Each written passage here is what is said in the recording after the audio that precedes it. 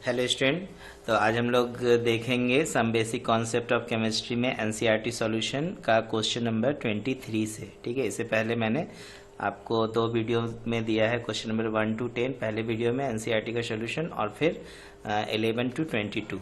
आज हम लोग पूरा देखेंगे 23 से लेके क्वेश्चन नंबर 36 तक। ओके, तो ध्यान देंगे बच्चों क्वेश्चन नंबर 23 में समझना। यहाँ पे बोल रहा है in reaction A+B2 gives AB2, identify the limiting reagent if any in the following reaction of mixtures. तो बच्चों सबसे पहले आपको मैं बता दूं लिमिटिंग रिएजेंट हम लोगों ने क्या पढ़ा था। लिमिटिंग रिएजेंट में हम लोगों ने देखा था वे स्पेसिस जो रिएक्शन में पहले कंप्लीट हो जाते हैं। ठीक है, उसी को हम लोग क्या कहते हैं, लिमिटिंग रिएजेंट। जैसे यहाँ पे देखो कि A+B2, A मान लो एटम है, B मान लो मॉलिक्यूल्स है। ठीक है, तो एक मॉलिक्यूल, एक एटम एक मॉलिक्यूल के साथ रिएक्ट करके AB2 बना रहे हैं। ठीक है, तो यहाँ पे देखो आपसे ऑप्शन 1 में क्या कह रहा है कि 300 एटम ऑफ A है और 200 मॉलिक्यूल्स ऑफ B है। ठीक है, तो इसमें लिमिटिंग रिएजेंट कौन होगा, तो हमें पता है ना कि एक एटम एक मॉलिक्यूल से रिएक्ट कर रहा है।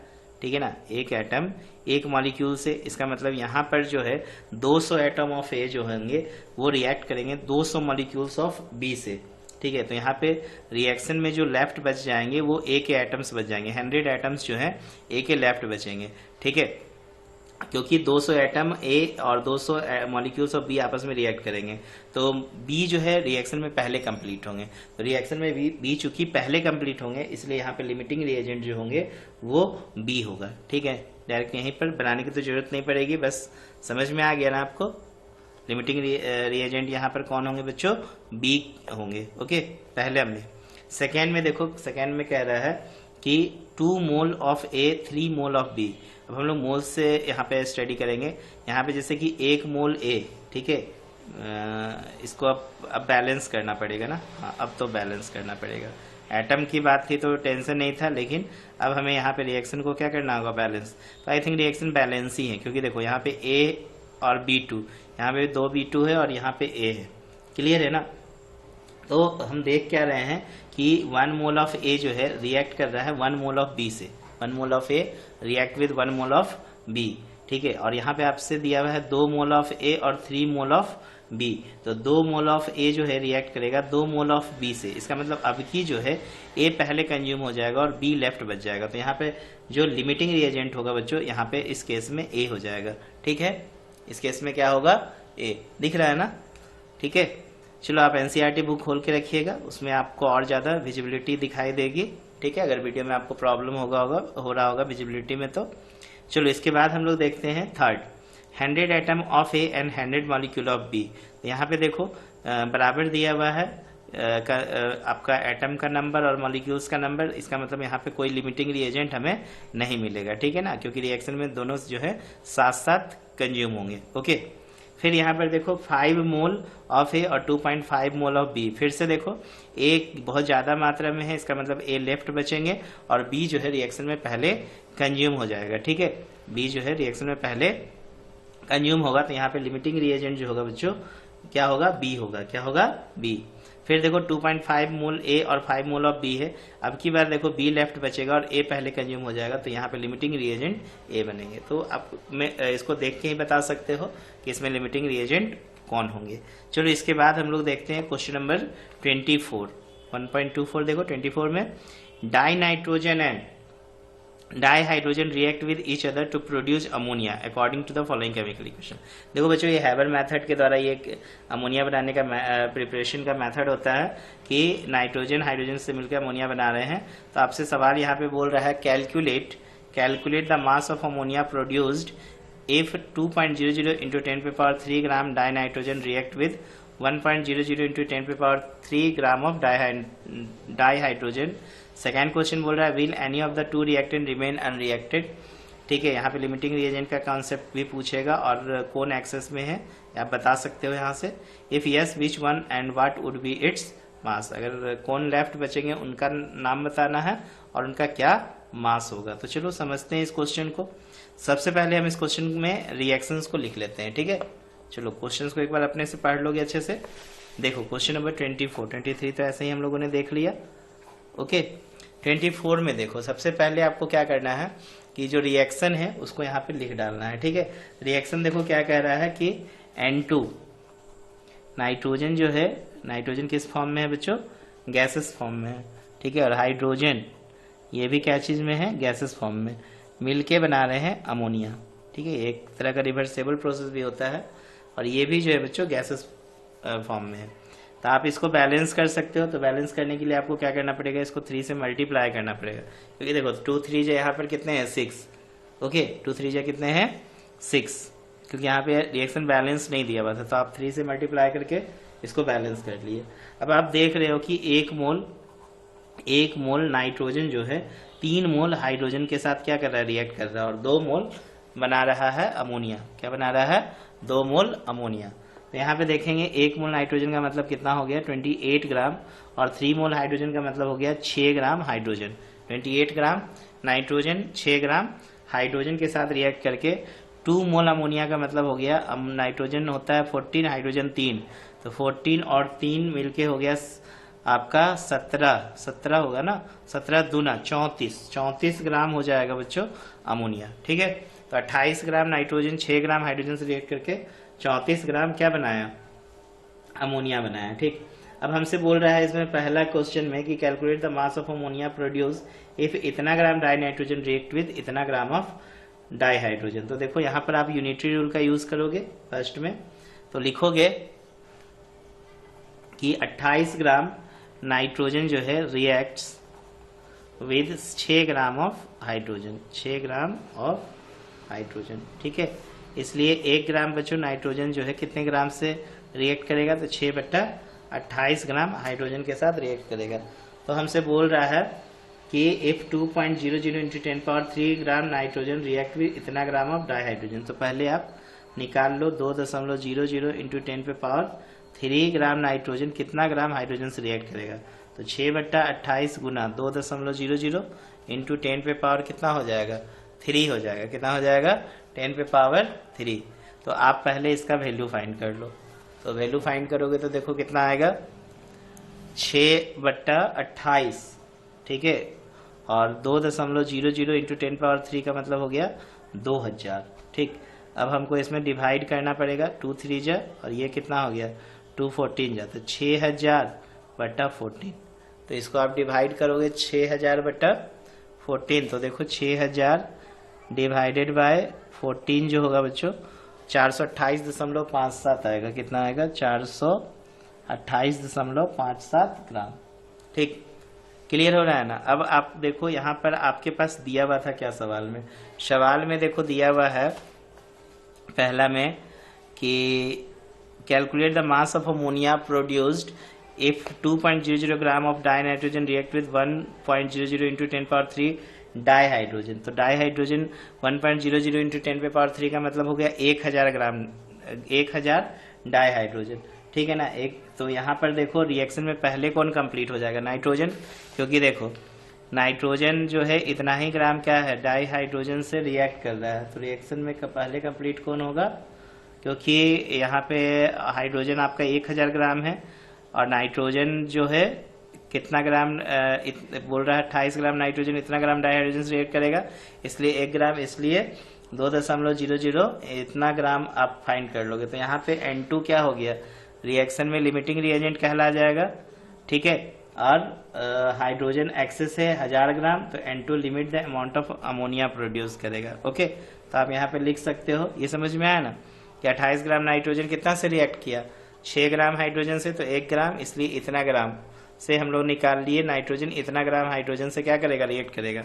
जबकि हाइड्रोजन का मास कितना आपके पास दिया है 1000 ग्राम दिया है, तो रिएक्शन में ये पहले क्या हो रहा है, नाइट्रोजन पूरा का पूरा नाइट्रोजन समाप्त हो जा रहा है, क्योंकि ये सारे हाइड्रोजन के साथ रिएक्ट नहीं कर सका, इसीलिए रिएक्शन में क्या कहलाएगा N2 लिमिटिंग रिएजेंट। समझ में आ रहा है ना कॉन्सेप्ट। हम लोग निकाल रहे हैं कि इतना ग्राम जो है डाई नाइट्रोजन कितना हाइड्रोजन से रिएक्ट कर रहा है, तो पूरा का पूरा डाई नाइट्रोजन हमने देखा कि इतना ही ग्राम H2 से रिएक्ट कर रहा है। इसका मतलब रिएक्शन में H2 ज़्यादा अमाउंट में है, क्योंकि रिएक्शन में H2 देखो 1000 ग्राम दिया है, कितना दिया है 1000 ग्राम, देखो दिया है ना 1000 ग्राम 1.00 इंटू 10³ इसका मतलब रिएक्शन में नाइट्रोजन पहले समाप्त हुआ है, इसलिए N2 जो होगा इज द लिमिटिंग रिएजेंट हो जाएगा। N2 is the limiting reagent, ठीक है, क्योंकि रिएक्शन में पहले ये समाप्त हो रहा है, इसलिए H2 in excess and H2 in excess amount क्या चीज में रहेगा, H2 एक्सेस अमाउंट में रहेगा। कोई दिक्कत नहीं, समझ में आया पहला कॉन्सेप्ट। तो यहाँ पे देखो हमसे अब यहाँ पे कहानी बोला था पहला क्वेश्चन में कि calculate the mass of ammonia produce, कितना अमोनिया प्रोड्यूस्ड होगा, ठीक है। तो चलो अब हम लोग अमोनिया का कॉन्सेप्ट देखते हैं फर्स्ट में। यहाँ तो हम लोगों ने लिमिटिंग रिएजेंट की कहानी देख लिया, आइडेंटिफाई द लिमिटिंग रिएजेंट तो बोला नहीं था इसमें, बस बोला था आपसे क्या चीज़ कि dinitrogen dihydrogen produce ammonia according to the following, क्या mass of ammonia if dinitrogen react with इतना।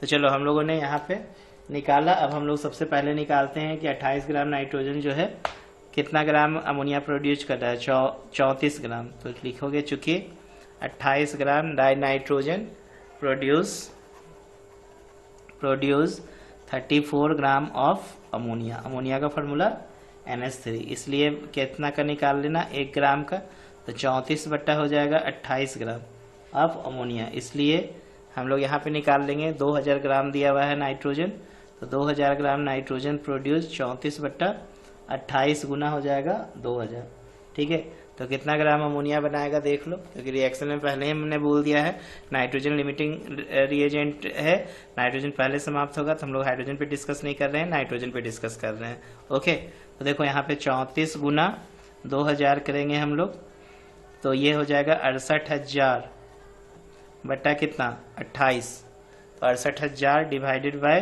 28 करोगे तो 2428.57 आएगा, 2428.57 ग्राम जो होगा अमोनिया बनेगा। ओके, बात समझ में आ रहा है ना, इतना ग्राम क्या बच जाएगा, बनेगा अमोनिया। तो यही तो हमसे फर्स्ट क्वेश्चन पूछा भी था कि calculate the mass of ammonia produce.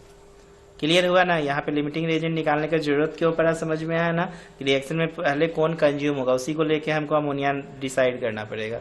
अगर मान लो हाइड्रोजन पहले कंज्यूम हो जाता तो हाइड्रोजन को लेके हम अमोनिया का मास डिसाइड करते, चूंकि यहाँ पे नाइट्रोजन पहले कंज्यूम हुआ है इसलिए हमने नाइट्रोजन का मास लेके अमोनिया को डिसाइड किया। क्लियर है। अब सेकेंड क्वेश्चन बोल रहा है क्या, will any of the two reactant remains unreacted. तो बिल्कुल हाइड्रोजन एक्सेस में था तो हाइड्रोजन जो है अनरिएक्टेड रहेगा।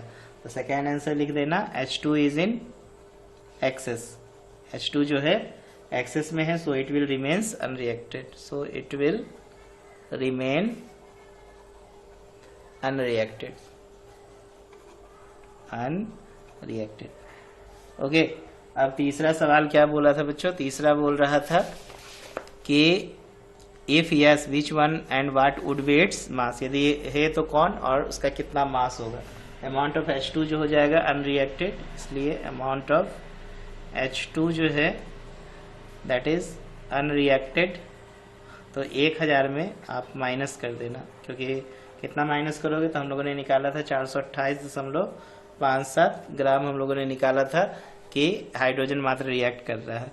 तो 1000 माइनस हम लोग कर देंगे 428.57 बिल्कुल, तो 571.43 ग्राम जो होगा बच्चों हाइड्रोजन अनरिएक्टेड रहेगा। ओके, चलो इसके बाद हम लोग देखते हैं क्वेश्चन नंबर 25 बड़ा इंपॉर्टेंट क्वेश्चन है, एग्जाम में आता भी है। देखो क्या कह रहा है 25 में, बोल रहा है हाउ आर 0.50 मोल Na2CO3 और 0.50 capital M Na2CO3 are different.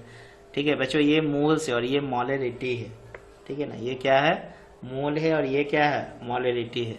ठीक है, तो 0.50 मोल का मतलब हो गया ग्राम पर, जैसे कि यहाँ पे हम लोग मोलरिटी जो होता है number of moles by volume होता है, नंबर ऑफ मोल्स ऑफ क्या होता है वॉल्यूम होता है, बात समझ रहे हो ना। और तो सबसे पहले हम लोग इसको कैसे बोल रहा है कि ये डिफरेंट है, तो सबसे पहले आप क्या करो ना Na2CO3 का मोलर मास निकाल लो। जब आप मोलर मास निकाल लोगे तो इतना मोल्स का हम मास डिसाइड कर लेंगे, और इतना का मतलब हम पहले ही आपको बता दिए हैं कि नंबर ऑफ मोल्स जो होगा वॉल्यूम ऑफ सॉल्यूशन में क्या होगा प्रेजेंट होगा। तो इसी तरीके से ये दोनों क्या है डिफरेंशिएट है। तो देखो कैसे इसको आंसर में लिखोगे, 0.50 मोल Na2CO3 और 0.50 capital M Na2CO3 sodium carbonate के विषय में बोल रहा है, कैसे डिफर है। तो सबसे पहले आप क्या करना बच्चों, मोलर मास निकाल लेना किसका, Na2CO3 का, ऑफ Na2CO3 सोडियम कार्बोनेट। तो सोडियम कार्बोनेट का मोलर मास तो 2 × 23, कार्बन होगा 12 और ऑक्सीजन 3 × 16। तो ये देखो 46 + 12 + 16 × 48। तो 48 और 10 50 10 60 60 106 हो जाएगा। ठीक है, तो 106 ग्राम पर मोल कहलाएगा। तो मोलर मास निकाल लेंगे। मोलर मास कितना का दिया है, तो 0.50 मोल दिया है ना। तो molar mass of 0.50 mole of Na2CO3। Na2CO3 तो देखो इसको बस मल्टीप्लाई कर दो 0.50 से 106 में, तो इसको गुना करोगे तो देखो जस्ट हाफ हो जाएगा, तो 53 ग्राम Na2CO3 होगा। ठीक है, इसका ये मतलब हुआ। एंड 0.50 कैपिटल M का मतलब क्या हो जाएगा, देखो 0.50 कैपिटल M का मतलब होगा कि 0.50 ग्राम Na2CO3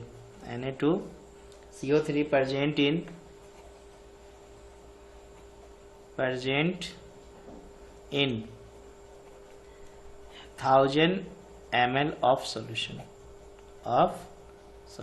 समझ में आ रहा है ना, क्लियर है ना। कैसे निकालोगे, तो देखो मोलरिटी बराबर आप निकाल देना number of moles of solid बटा वॉल्यूम ऑफ सॉल्यूशन लीटर। उसके अकॉर्डिंग मैंने यहाँ पे इसको इस तरीके से मेंशन किया। इसका ये मतलब होता है, जब भी लिखा रहे तो समझना कि इतना ग्राम जो है प्रेजेंट है कितना में, इतना ml ऑफ सॉल्यूशन में। ठीक है ना, क्लियर होगा। तो ये दोनों में मतलब है, ये हो गया इतना ग्राम Na2CO3 और इसका मतलब है इतना ग्राम Na2CO3 प्रेजेंट है कितना, 1000 ml ऑफ सॉल्यूशन में। चलो इसके बाद क्वेश्चन नंबर 26 में देखो बच्चों क्या कह रहा है कि if 10 volume of dihydrogen gas react with 5 volume of dioxygen gas, how many volume of water vapour would be produce. तो आपको तो ये बस रिएक्शन यहाँ पे लिख के देना है और गैल-ल्यूजैक लॉ का कॉन्सेप्ट शायद लगेगा। चलो चेक करते हैं। ठीक है, क्योंकि वॉल्यूम वाली बात हो रही है। तो देखो बच्चों क्वेश्चन नंबर 26, जैसे कि हाइड्रोजन जो है और ऑक्सीजन ये रिएक्ट कर रहा है, ये भी गैसेस फॉर्म में, ये भी गैसेस फॉर्म में, और ये बना रहा है H2O। ओके, और सवाल बोल रहा है 10 वॉल्यूम ऑफ डाइहाइड्रोजन है, 10 वॉल्यूम डाइहाइड्रोजन रिएक्ट कर रहा है किसके साथ, 5 वॉल्यूम ऑफ डाइऑक्सीजन दिया है 5 वॉल्यूम।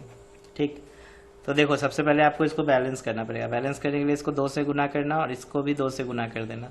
तो हमें यहाँ पर दिख रहा है बच्चों 2 वॉल्यूम, एक्चुअल में क्या दिख रहा है, 2 वॉल्यूम हाइड्रोजन 1 वॉल्यूम ऑक्सीजन से रिएक्ट करके 2 वॉल्यूम वाटर बना रहा है। और यहाँ पे 10 वॉल्यूम और 5 वॉल्यूम, तो यहाँ पे भी देखो कितना वॉल्यूम बनाएगा, 10 वॉल्यूम वाटर बनाएगा, क्योंकि देखो 2 और 1 मिलके कितना बनाया, 2 वॉल्यूम, तो 10 दिया है और ऑक्सीजन 5 दिया है, तो स्वाभाविक 2:1 और फिर 10:5, तो 2:1 सेम रेशियो है। इसका मतलब यहाँ वॉल्यूम भी जस्ट क्या हो जाएगा, डबल होगा। तो ये कैसे आपने लगाया, ये आप लिखोगे अकॉर्डिंग टू गैल-ल्यूजैक लॉ। तो बस हमसे यहाँ पे पूछा था how many volume of water vapour would be produce, तो आंसर हो जाएगा 10 वॉल्यूम। बताना according to Gay Lussac law of gases volume of dihydrogen react with 1 volume of O2 produce 2 moles of 2 volume of, देखो यहाँ पे वाटर बना रहा है ना, तो यहाँ पे आंसर कितना दे दोगे, 10। चलो आगे बढ़ते हैं, क्वेश्चन नंबर 27 में आते हैं। देखो बच्चों क्वेश्चन नंबर 27 दिख रहा है, convert the following into basic unit. Basic unit बोले तो पिकोमीटर को हम लोग मीटर में कन्वर्ट करेंगे, यहाँ भी पिकोमीटर है, यहाँ पे मिलीग्राम है, मिलीग्राम को किलोग्राम में कन्वर्ट करेंगे। जब भी बेसिक यूनिट है ऐसा सिस्टम में कन्वर्ट कर देना। ठीक है, पिकोमीटर को मीटर में, पिकोमीटर को फिर मीटर में, मिलीग्राम को ग्राम में। तो देखो कैसे कन्वर्ट करते हैं। 27 नंबर, देखो बच्चों क्वेश्चन नंबर 27, देखो 27 में फर्स्ट है 28.7 पिकोमीटर। बच्चों 1 पिकोमीटर 10⁻⁻12 मीटर के बराबर होता है, तो 28.7 इंटू 10⁻⁻12 हो जाएगा। ठीक है, तो हम इसको लिख सकते हैं 2.87 इंटू 10⁻⁻11 मीटर, एक आंसर हो गया। दूसरा देखो 15.15 पिकोमीटर, इसको भी फिर हम लोग को मीटर में कन्वर्ट करना है, तो हम क्या करेंगे 15.15 इंटू 10⁻, फिर से हो जाएगा -12 मीटर, फिर से इसको 1.515 इंटू 10⁻⁻11 मीटर लिखेंगे। ओके, तीसरा देखो, तीसरा क्या कह रहा है कि 25365 मिलीग्राम है, 25365 मिलीग्राम। इसको हम लोग का स्टैंडर्ड यूनिट में बदलना है तो किलोग्राम में, तो मिलीग्राम को सबसे पहले हम लोग ग्राम में बदलेंगे तो 1 ग्राम में 1000 मिलीग्राम होता है। तो 25365 बटा 1000 करोगे तो ये क्या चीज में कन्वर्ट होगा, ग्राम में, और 1 ग्राम 1/1000 किलोग्राम के बराबर होता है। तो 25365 बटा 1000 गुना 1000, अब ये क्या चीज में कन्वर्ट हो गया, किलोग्राम में। तो याद रखना, ठीक है, 1 ग्राम में 1000 मिलीग्राम, ठीक है, तो 1 मिलीग्राम में 1/1000 ग्राम होगा। ओके, फिर इसी तरह 1 किलोग्राम में 1000 ग्राम, ठीक, तो 1 ग्राम में 1/1000 किलोग्राम, ठीक है, याद रहेगा ना, कोई दिक्कत नहीं। चलो इसके बाद ये हो जाएगा 25365 इंटू 10⁻⁻6। अब इसको क्या लिखोगे, 2.5365 इंटू 10⁻, हम लोग लिखेंगे कितना, +4 इंटू 10⁻⁻6। तो ये हो जाएगा 2.5365 इंटू 10⁻4 में से -6 जाएगा, -2 किलोग्राम हो जाएगा। क्लियर है, समझ में आ रहा है। चलो इसके बाद देखो क्वेश्चन नंबर 27 हो गया। 28 नंबर देखो, which one of the following will have the largest number of atom. इसमें बोल रहा है नंबर ऑफ एटम किसमें जो होंगे, लार्जेस्ट होंगे बच्चों, ठीक है। तो नंबर ऑफ एटम कैसे निकालोगे, तो चलो समझते हैं। 1 ग्राम बोल रहा है एयू में, एयू बोले तो गोल्ड है, सब सॉलिड फॉर्म में दिया है। 1 ग्राम सोडियम में, 1 ग्राम लिथियम में, और 1 ग्राम क्लोरीन गैसेस यहाँ पे दिया है, ठीक। तो किसमें नंबर ऑफ एटम जो है लार्जेस्ट है, तो आपको क्या करना पड़ेगा, बारी बारी से सभी में नंबर ऑफ एटम फाइंड करना पड़ेगा, तभी आप डिसाइड कर पाओगे कि किसमें नंबर ऑफ एटम्स ज़्यादा है। तो देखो फाइंड करते हैं क्वेश्चन नंबर 28। देखो बच्चों क्वेश्चन नंबर 28, सबसे पहले हम लोग निकालते हैं 1 ग्राम गोल्ड में, ठीक है। तो बच्चों गोल्ड का जो मास होता है वो 197 ग्राम होता है, ठीक। कितना होता है याद रखना होगा आपको, 197 ग्राम। तो पहला में क्या लिखोगे, 197 ग्राम, ठीक। गोल्ड में कितने एटम होंगे, तो contains 6.022 into 10⁻23 atoms of gold, atoms of AU.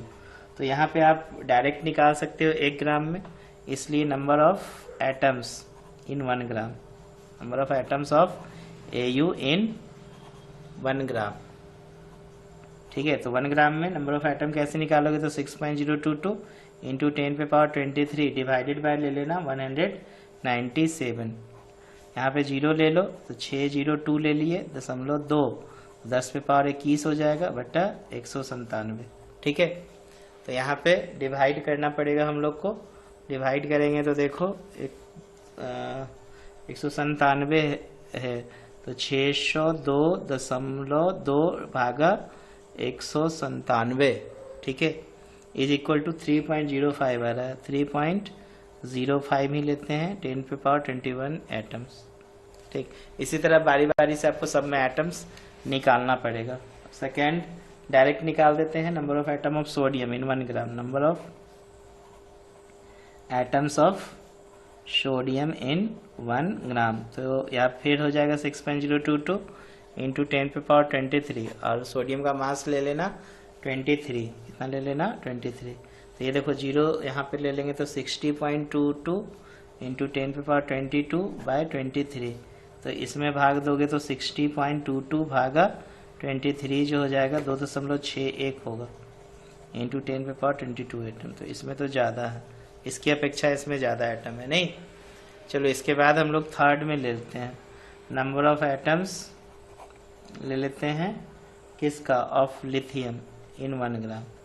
फिर लिथियम का जो मास होता है बच्चों 7 होता है, तो 6.022 इंटू 10⁻23 में कितने से डिवाइड करोगे, 7 से, ठीक है। तो फिर से एक 0 ले लेंगे तो 60.22 इंटू 10⁻23 बाय 7। अब 60.22 में हम लोग भाग देंगे कितना से, 7 से, तो 8.60 आ जाएगा, कितना आ जाएगा 8.60 602 इंटू 10 पे पावर, अच्छा ये जीरो सर ले लिए है ना, तो 10 पे पावर 22 एटम्स हो जाएंगे। क्लियर है ना। तो अब ये दोनों में ये ज़्यादा है ना। अब एक और आपको निकालना है क्लोरीन वाला, ठीक। तो चलो देखो क्लोरीन में कैसे फाइंड करते हैं। 4 नंबर, तो 1 ग्राम क्लोरीन में कैसे निकालोगे, तो यहाँ पे मॉलिक्यूल्स दिया हुआ है, ठीक। तो क्लोरीन का पहले मोलर मास होता है 2 इंटू 35 पॉइंट कितना 5, बोले तो 71 ग्राम, ठीक है। तो बच्चों 71 ग्राम क्लोरीन में इतने मोल्स ऑफ Cl2 पहले कैसे निकालोगे, चूँकि 71 ग्राम Cl2 मॉलिक्यूल कंटेन, इतना ग्राम क्लोरीन ले लेते हैं, कंटेन्स 6.022 इंटू 10 पे पावर 23, ठीक है, molecules of Cl2, molecules of Cl2। और एक क्लोरीन में कितने एटम है, क्लोरीन के 2 एटम है, कितने एटम है 2, इसलिए number and 1 molecule of Cl2 contains 2 atom, 2 atoms of क्या ले लोगे, 2 एटम्स ऑफ क्लोरीन, इसलिए total number of atom, total number of atoms. तो देखो क्या करेंगे हम लोग, 6.022 इंटू 10 पे पावर 23 इंटू 2 डिवाइडेड बाय कितना कर देना 71, ठीक है, बात समझ रहे हो ना। तो अब इसमें हम लोग कितना निकालेंगे, देखो इसमें आ जाएगा गुना करके 6.022 इंटू 2, तो ये हो गया 12 देखो बच्चों 12.044 भागा इंटू 10 पे पावर 23 भागा 71, 1 0 पैंसा ले लो, 120.44 इंटू 10 पे पावर 22 बट्टा 71, तो 120.44 भागा 71 1.69 आएगा, 1.69 इंटू 10 पे पावर 22 एटम्स ऑफ क्लोरीन। अब ये चारों में आपको देखना है कि लार्जेस्ट नंबर ऑफ एटम किस में है, क्योंकि हमसे पूछा है which one of have largest number. तो देखो यहाँ पे आप देख रहे हो कि सबसे कम एटम होंगे 3.05 इंटू 10 पावर 21, क्योंकि ये पावर 21 है और यहाँ पे पावर देखो 22, ये भी पावर 22 और ये भी पावर 22, तो ये तीनों में डिसाइड करो 1.69, 2.61 और 8.602 में। आई थिंक ये सबसे बड़ा डेटा दिख रहा है, नहीं तो क्लियर हो रहा है ना किस में सबसे ज़्यादा है, लिथियम में सबसे ज़्यादा एटम। हेंस यहाँ पे लिख देना, hence largest number of atom, largest number of atoms of lithium are present, ठीक है ना, इन 1 ग्राम। समझ में आ रहा है ना। चलो इसके बाद हम लोग देखते हैं क्वेश्चन नंबर 29। ओके, तो बच्चों देखो 29 में क्या कह रहा है, calculate the molarity of the solution of ethanol in water in which mole fraction दिया हुआ है। अब की देखो बच्चों यहाँ पे हमारे पास क्या दिया है, molarity of solution of ethanol पूछ रहा है और मोल फ्रैक्शन दिया है 0.040। तो चलो समझते हैं कैसे फाइंड करेंगे यहाँ पे, जब मोल फ्रैक्शन दिया हो और हमसे मोलरिटी फाइंड करना हो। तो एक तो आप रिलेशन के द्वारा भी फाइंड कर सकते हैं, ठीक है ना। आपको याद करो मैंने बताया था मोल फ्रैक्शन और मोलरिटी के बीच एक रिलेशन, या फिर मैं आपको पूरा डिटेल से बता रहा हूँ यहाँ पे कैसे फाइंडिंग करेंगे। समझते हैं क्वेश्चन नंबर 29। तो देखो बच्चों यहाँ पे मोल कैलकुलेट द मोलरिटी, सबसे पहले ध्यान देंगे एथेनॉल। तो एथेनॉल का सॉल्यूशन जो होगा बच्चों ध्यान देना, एथेनॉल होता है C2H5OH, ठीक है, ये वाटर से रिएक्ट करके और ये सॉल्यूशन बना रहा है, ठीक है ना। आई मीन सॉल्यूशन, इसका मतलब एथेनॉल क्या चीज़ के साथ है, वाटर के साथ। इसका मतलब जो मोल होंगे C2H5OH और जो वाटर के जो मोल्स होंगे बच्चों, ये दोनों का सम जो होगा 1 होगा। कितना होगा 1।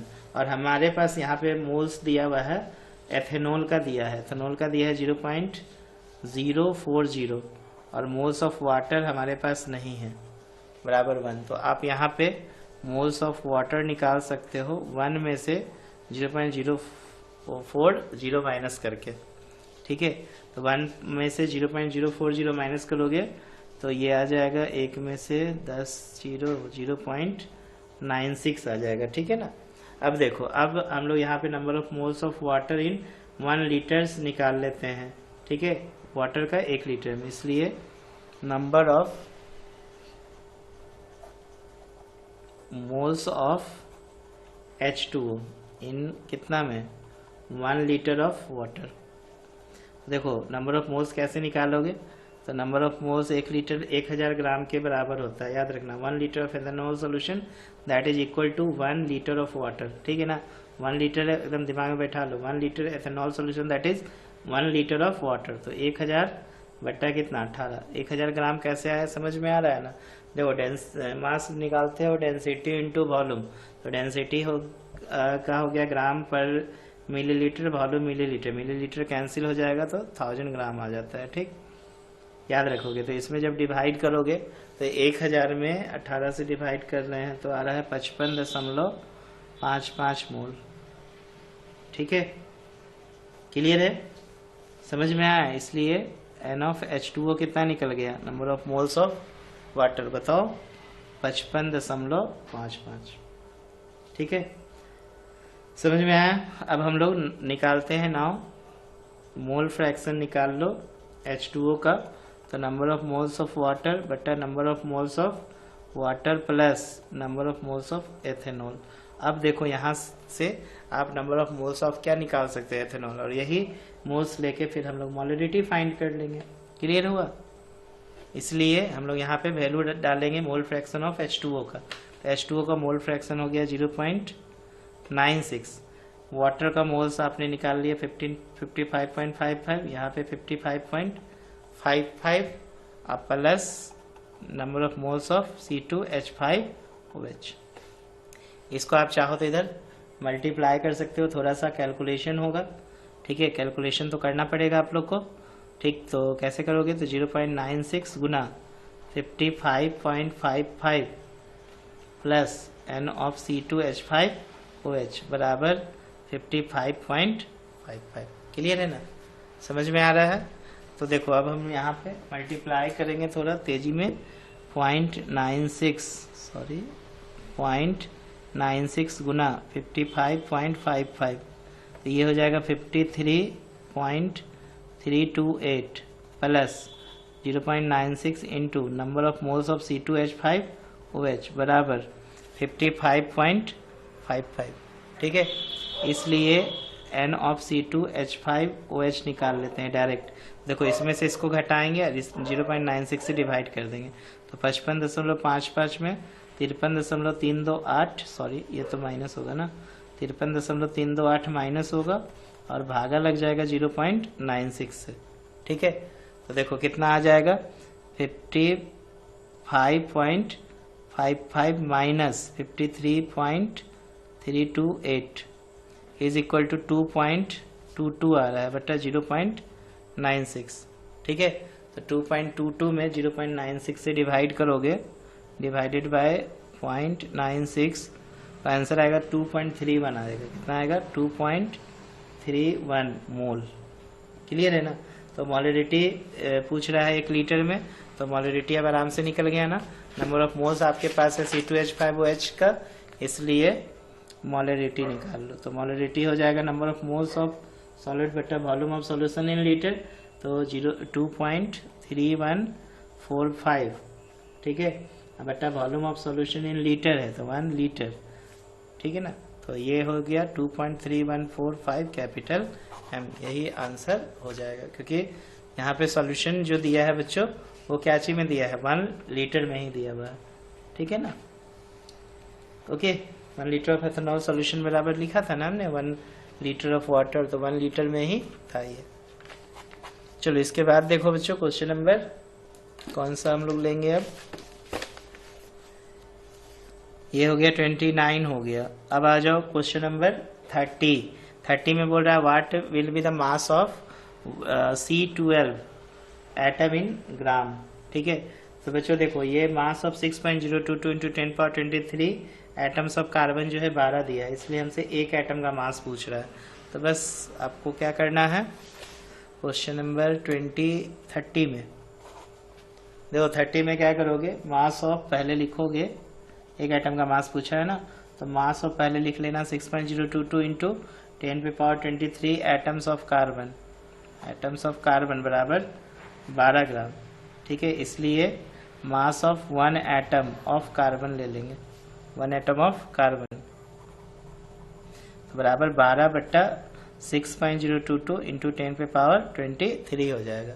ठीक, तो ये 12/6.022 इंटू 10⁻23 होगा, और 12 में आप डिवाइड करोगे 6.022 तो 1.992 इंटू 10⁻23 ग्राम होगा। यही आंसर हो जाएगा। क्लियर है, समझ में आ रहा है? चलो इसके बाद देखते हैं क्वेश्चन नंबर 31। तो देखो बच्चों 31 में क्या कह रहा है कि how many significant figure should present in the answer of the following calculation. आपको ये कैलकुलेशन करना है और उसमें सिग्निफिकेंट फिगर का नंबर बताना है। ठीक, तो देखो मैं इसको डायरेक्ट बगैर कैलकुलेशन किए बता रहा हूँ। ठीक, इतना तक कैलकुलेशन नहीं करना है। देखो मल्टीप्लिकेशन या डिवीजन में जो सिग्निफिकेंट फिगर हम लोग डिसाइड करते हैं, ठीक है, तो इसके जो लिस्ट प्रिसाइज टर्म होते हैं ना, उसके आधार पर डिसाइड करते हैं। तो यहाँ पे देखो 0.02856 चार टर्म है, इसमें 5 है, इसमें 3 है, नीचे में 4 टर्म है। तो इसका जो सिग्निफिकेंट फिगर होगा इसके पूरे कैलकुलेशन का वो 3 नंबर में ही डिसाइड करेंगे। तो लिस्ट सिग्निफिकेंट फिगर जो हो जाएगा, इसमें नंबर ऑफ सिग्निफिकेंट फिगर वो 3 होगा। ठीक है, तो इसमें पूरा कैलकुलेशन करने की जरूरत आपको नहीं है। ठीक, मल्टीप्लाई में देखो यहाँ पे आपके पास दिया हुआ है 5 इंटू 5.36 4। तो एक चीज ध्यान देना, 5 यहाँ पे एग्जैक्ट नंबर है। ठीक है, तो और दूसरे नंबर के पास 4 सिग्निफिकेंट फिगर है। तो आपको एग्जैक्ट नंबर के आधार पर नहीं बताना है, एग्जैक्ट नंबर के तो इनफाइनाइट भी सिग्निफिकेंट फिगर हो सकते हैं, क्योंकि 0.000 लगाते जाओ तो लगते चला जाएगा। तो इसमें जो नंबर ऑफ सिग्निफिकेंट फिगर होंगे इसके कैलकुलेशन का वो 4 होगा। ठीक है, इसके बाद देखो यहाँ पे एडिशन है। एडिशन और सब्सट्रैक्शन में जो होता है हम लोग आंसर किसके अकॉर्डिंग लिखते हैं, तो डिसिमल पॉइंट के बाद वाला के अनुसार लिखते हैं। तो समझो के बाद जो सिग्निफिकेंट फिगर्स की संख्या होती है उसके आधार पर आंसर्स दिया जाता है। बात समझ रहे हैं कि नहीं? तो याद रखना, इन एडिशन और subtraction the answer can not have more digit to the decimal point than either of the original number. तो यहाँ पे भी सिग्निफिकेंट फिगर्स की जो संख्या हो जाएंगे बच्चों वो कितने हो जाएंगे, तो समझो के बाद यहाँ पे 4 है, तो आंसर देंगे 4 के हो जाएगा। ठीक है, तो इसको तो बनाने की जरूरत नहीं है, डायरेक्ट यहीं पे आपको देख के बनाना है, इतना नहीं कि कैलकुलेशन वगैरह मत करना। अदरवाइज सिग्निफिकेंट फिगर वाला जो मैंने टॉपिक आपको बताया था लेक्चर 1 में, उसमें आप ध्यान देना। ठीक है, कि किस तरीके से हमने कैलकुलेट किया और किसके आधार पर आंसर दिया है। ओके, चलो इसके बाद देखते हैं क्वेश्चन नंबर 32 में देखो बच्चों क्या कह रहा है। 32 में बोल रहा है use data given the following table to calculate molar mass of naturally occurring argon isotope. ठीक है, आपको यहाँ पे मोलर मास बोल रहा है फाइंड करने के लिए। आर्गन का दिया है, आइसोटोपिक मोलर मास, फिर आर्गन सबका दिया हुआ है और एवेंडेंस दिया है। तो बच्चों यहाँ पे इसका जो एवरेज मोलर मास निकालोगे तो फार्मूला लगा देते हैं समेशन ऑफ FI/AI, जो कि परसेंटेज में है, तो आपको बटा में 100 लेने की जरूरत नहीं है। आप क्या करो, ये दोनों को मल्टीप्लाई कर दो और सबको आप क्या कर दो, सम कर दो। ठीक है, क्या करना, इसको इससे मल्टीप्लाई करना, इसको इससे मल्टीप्लाई करना, इसको इससे मल्टीप्लाई कर देना और सबका क्या कर देना, सम अप कर देना। ठीक है, तो चलो मैं आपको सम अप करके बताता हूँ। ठीक, ओके, देख रहे हो ना, इसको इससे मल्टीप्लाई करना, इसको इससे मल्टीप्लाई, इसको इससे मल्टीप्लाई, और सबका क्या करना, सम अप कर देना है। ओके, तो देखो बच्चों कैसे सम अप करेंगे। तो यहाँ पे लिखेंगे एवरेज मास ऑफ ऑर्गन। ठीक, तो बराबर समेशन ऑफ FI/AI ले लेंगे। ओके, तो देखो क्या है, FI आइसोटोपिक मोलर मास और एवेंडेंस दिया हुआ है दोनों। तो देखो कितना है, यहाँ पे परसेंटेज में है तो डिवाइड परसेंटेज में है, तो देखो 0.337 है ना, तो हम इसको कितना लिखेंगे, 0.00, 2 जीरो ऊपर चला जाएगा 337, ठीक है ना, इंटू 35 पॉइंट कितना कर दोगे, या डायरेक्ट लिख के दिखाओ, परसेंटेज में दिया है तो 100 से भाग करके दिखाता हूँ, क्योंकि यहाँ पे भाग देना बड़ा टफ लग रहा है।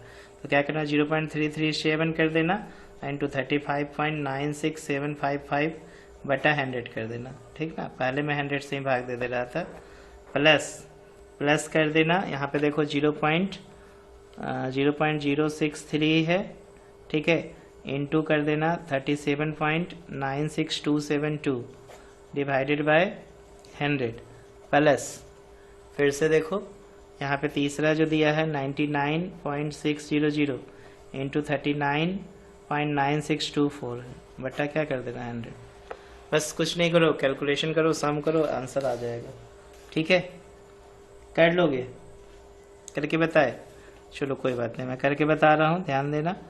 तो देखो 0.337 गुना 35.96755, तो देखो यहाँ पे हम 2 डिजिट तक ही ले रहे हैं, 12.12, ठीक है, बटा 100 प्लस, दिख रहा है ना, 12.16 प्लस।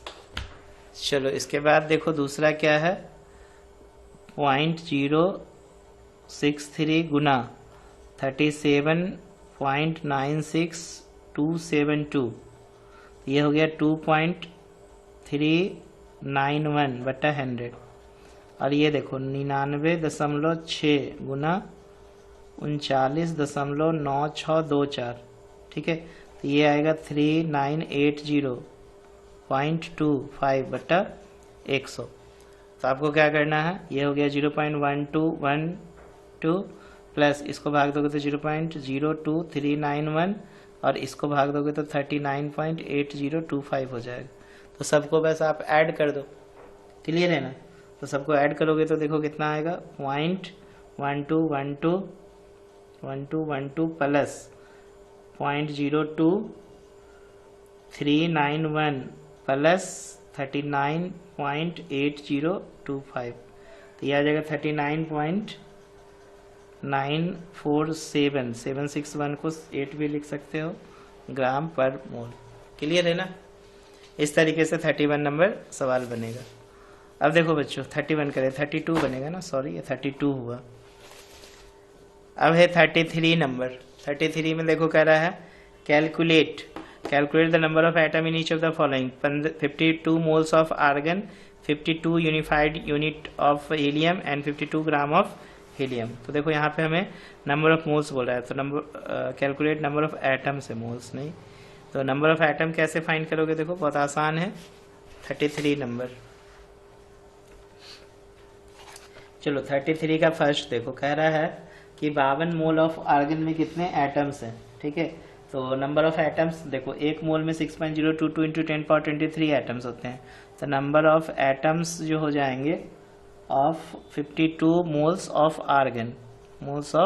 आर्गन, तो क्या करना, एक मोल में 6.022 इंटू 10⁻23 होते हैं, तो 52 मोल में 52 इंटू 6.022 इंटू 10 पे पावर कितना 23। तो अब इसको आपको क्या करना पड़ेगा, मल्टीप्लाई करना पड़ेगा, ठीक है। तो देखो ये 52 मल्टीप्लाई 6.022, तो ये हो जाएगा 313.144 इंटू 10 पे पावर 23, ठीक है। तो ये 3.13 लिखोगे तो 10 पे पावर 25 एटम्स हो जाएंगे। ओके, समझ में आ रहा है ना। दूसरा देखो 4 यूनिफाइड यूनिट यू में हीलियम में कितने एटम है, तो 4 यूनिफाइड का मतलब एक एटम, 4 यू का मतलब 4 यू ऑफ हीलियम का मतलब एक हीलियम एटम, कितने 52 यूनिफाइड में बोला है ना, 52 यूनिफाइड में बोल रहा है, तो 4 यूनिफाइड यूनिट ऑफ हीलियम का मतलब 1 हीलियम एटम, ठीक है। तो 1 यू में निकाल लेना, तो 1 में 1/4, इसलिए 52 यूनिफाइड में निकाल लेना, तो 1/4 इंटू 52, तो 13 चौका 52, तो 13 एटम्स हो जाएंगे, ठीक है ना, ऑफ हीलियम। इसके बाद देखो नेक्स्ट थर्ड नंबर, थर्ड में देखो कह रहा है कि 52 ग्राम ऑफ हीलियम में कितने एटम होंगे, ठीक है। तो फिर से यहाँ पे देखो 4 ग्राम में 4 ग्राम हीलियम कंटेन्स 6.022 इंटू 10 पे पावर 23 एटम्स ऑफ हीलियम, ठीक है। 4 ग्राम में कितने एटम है, तो 6.022, इसलिए 1 ग्राम में कितने होंगे, तो 6.022 इंटू 10⁻23/4, इसलिए कितने में निकाल लोगे, तो इसलिए हम लोग निकालेंगे 52 ग्राम में ना। तो 6.022 इंटू 10⁻23/4 गुना 52, तो 13 चौका 52 हो जाएगा, कटेगा। तो इसको गुना करेंगे तो 13 गुना हो जाएगा 6.022, तो ये हो गया 78.286 इंटू 10⁻23 हो जाएगा, ठीक है। तो इसको आप लिख सकते हो 7.8286 इंटू इतने एटम्स। यही हमसे एटम्स पूछा था, समझ में आ रहा है। चलो इसके बाद हम लोग देखते हैं क्वेश्चन नंबर 34। देखो बच्चों, क्वेश्चन नंबर 34 में क्या कह रहा है कि welding fuel gas contain carbon and hydrogen only, burning a small sample of it oxygen gives इतना ग्राम कार्बन डाइऑक्साइड, इतना gram water and no other product. Volume बोल रहा है कि 10 लीटर STP पे मेजर किया गया। अब the welding gas found to be weight 11.6 ग्राम।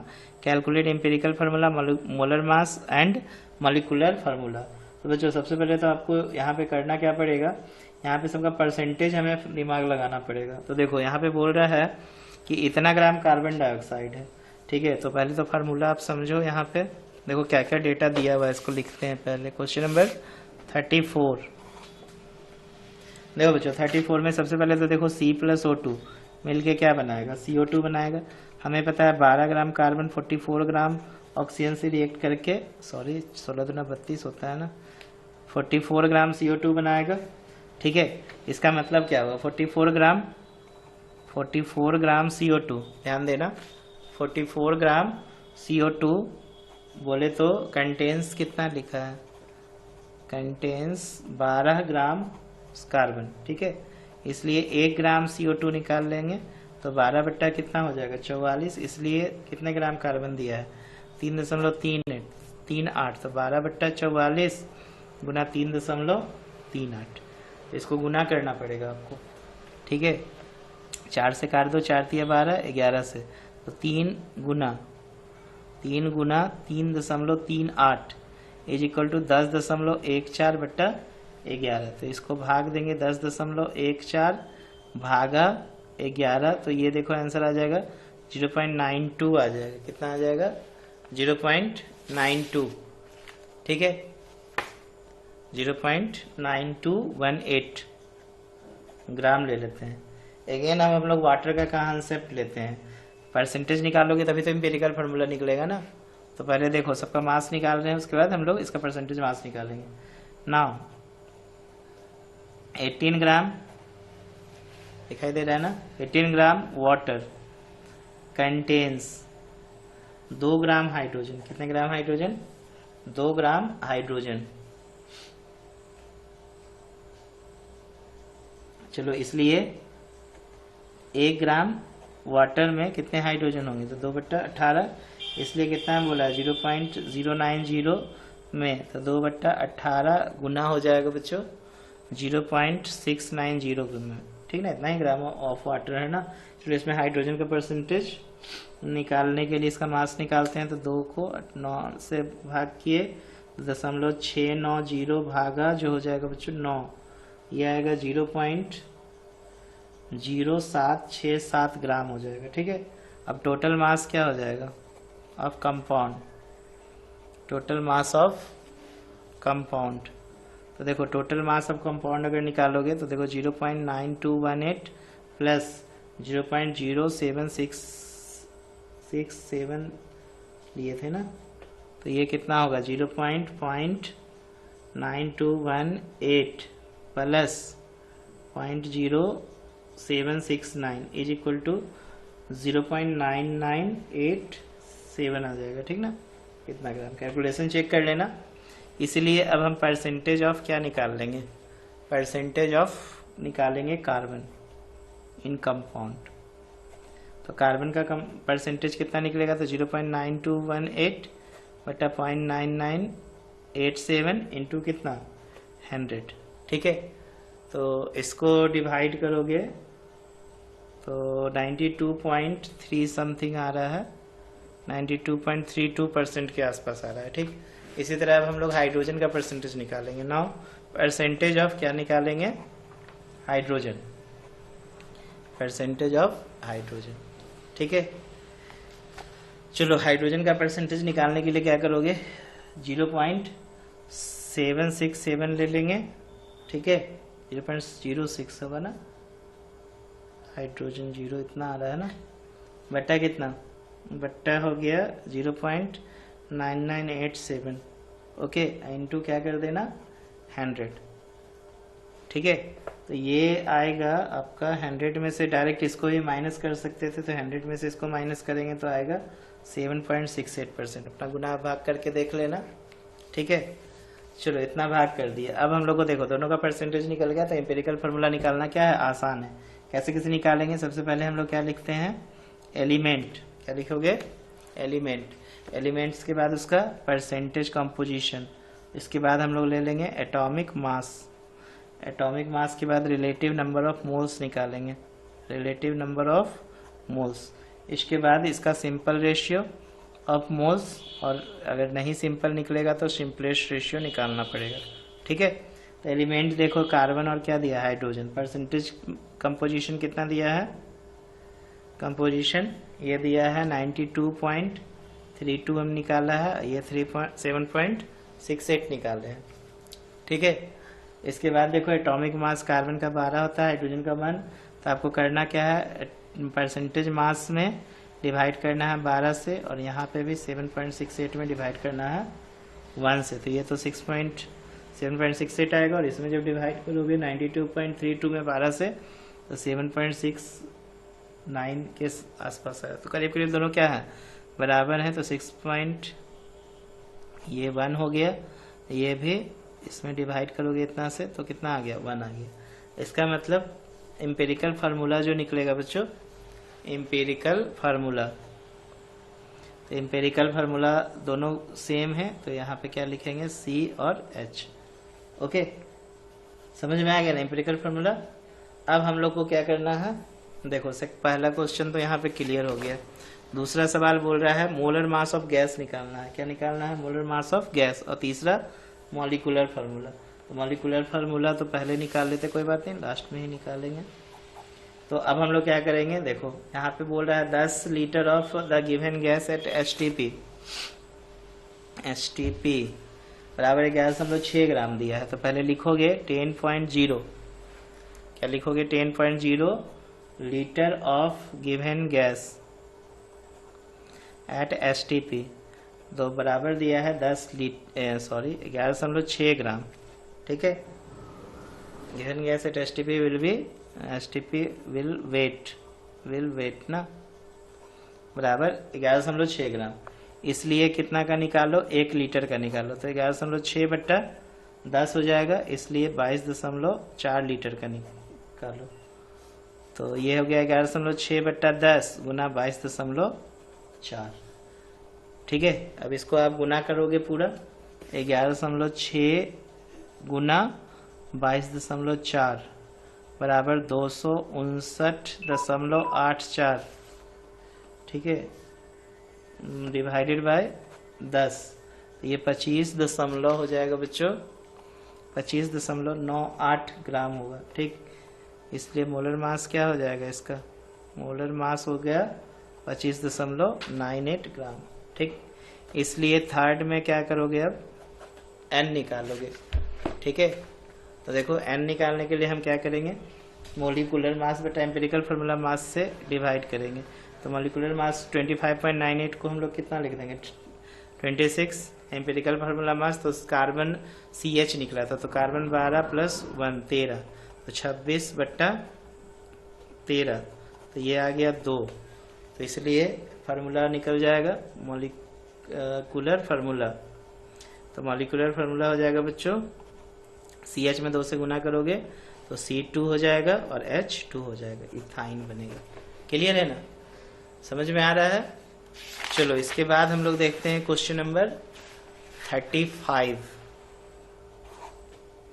देखो बच्चों 35 कैसे बनाओगे। 35 में कह रहा है कि calcium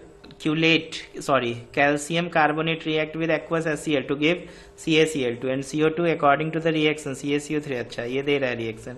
What mass of CaCO3 required to react completely with 25 ml of इतना m HCl. तो देखो कैसे बनाते हैं, चलो तेजी में समझाते हैं. पहले रिएक्शन लिख लेते हैं. रिएक्शन है CaCO3 कैल्शियम कार्बोनेट है, सॉलिड स्टेट में है, HCl एक्वस स्टेट में है, और ये रिएक्ट करके कैल्शियम क्लोराइड बना रहा है एक्वस स्टेट में, प्लस CO2 बना रहा है, प्लस H2O बना रहा है. ये लिक्विड स्टेट में है और CO2 जो है गैसेस स्टेट में है. ठीक है. अब देखो बच्चों मोलरिटी क्या होता है. पहले तो यहाँ पे देख लो कितने ग्राम दिया हुआ था, इतना ग्राम, और ये कितना है 2 इंटू 36.5 होता है 35.5 और 1 ये हो गया 71 2 73 कितना 36 73 हो जाएगा 73 ग्राम. तो देखो बच्चों मोलरिटी जो होता है, मोलरिटी हो गया number of moles of solid बटा वॉल्यूम ऑफ सॉल्यूशन लीटर. तो number of moles given mass by molar mass बटा वॉल्यूम ऑफ सॉल्यूशन मिलीलीटर में है, तो ऊपर 1000 से क्या करना पड़ेगा, गुना करना पड़ेगा. मोलरिटी दिया है 0.75, कितना दिया है 0.7. मास नहीं दिया है, मोलर मास निकाल चुके हो, और ये हो गया 1000. अब वॉल्यूम दिया है 25 ml, कितना दिया है 25 ml ऑफ इतना. ठीक है. इससे आप क्या निकाल लो, W निकाल लो. तो W हो जाएगा 0.75 इंटू 36.5 इंटू 25 बटा 1000. अब सबको गुना करना, दशमलव को उड़ा देना, तो यहाँ पे एक इतना आ जाएगा, यहाँ पे भी दशमलव उड़ाना 10 हो जाएगा. तो 25 चौका 100 काट देना. अब ये हो गया 75 गुना 365 बटा 1000 इंटू 10 इंटू 4. अब सबको गुना करोगे. ठीक है. तो गुना करने पे आएगा, देखो कितना आ रहा है, डायरेक्ट में लेके बता रहा हूँ.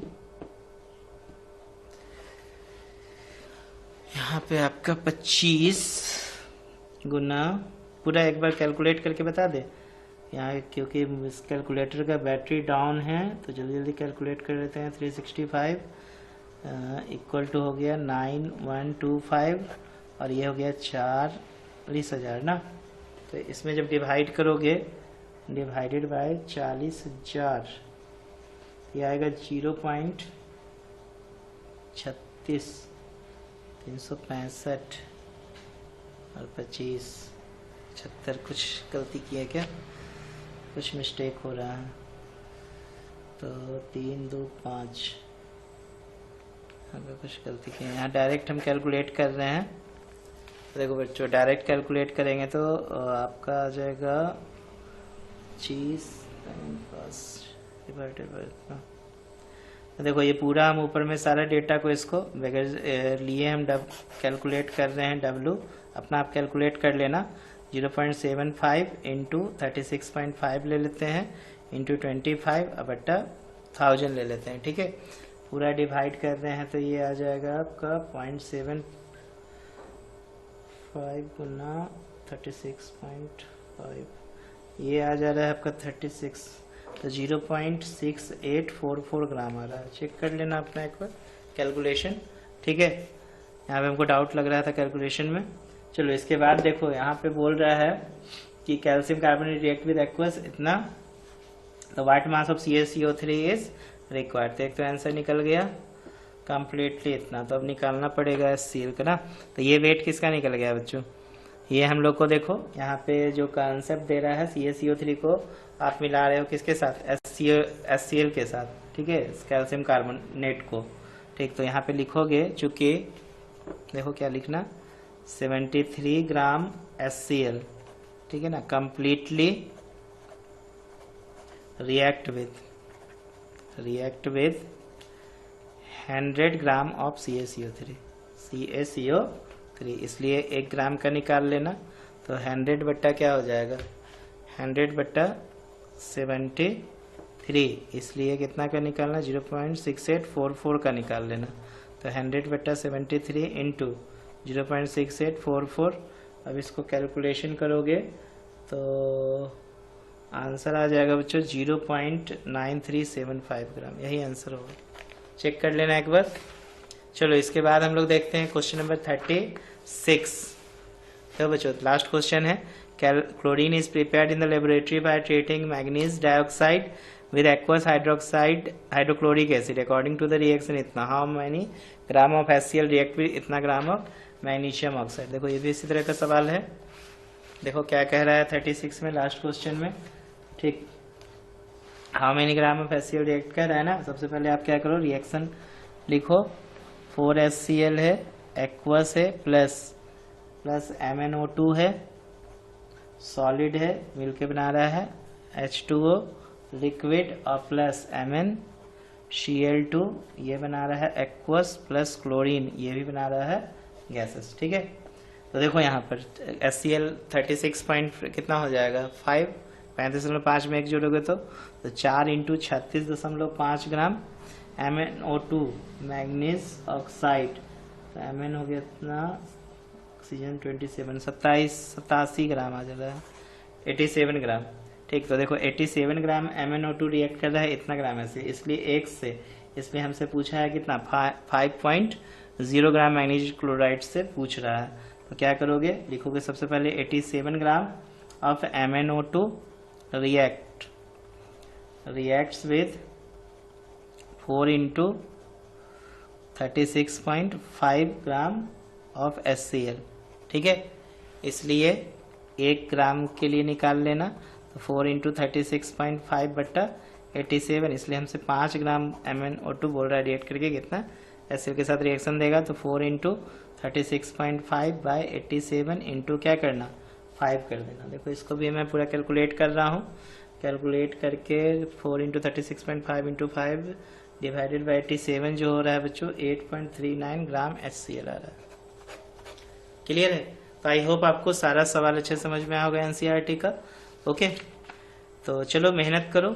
इसके बाद हम लोग देखेंगे ऑब्जेक्टिव, देखेंगे इस चैप्टर पे बेस्ड, उसके बाद हम लोग चैप्टर 2 स्टार्ट करेंगे। Okay, thank you.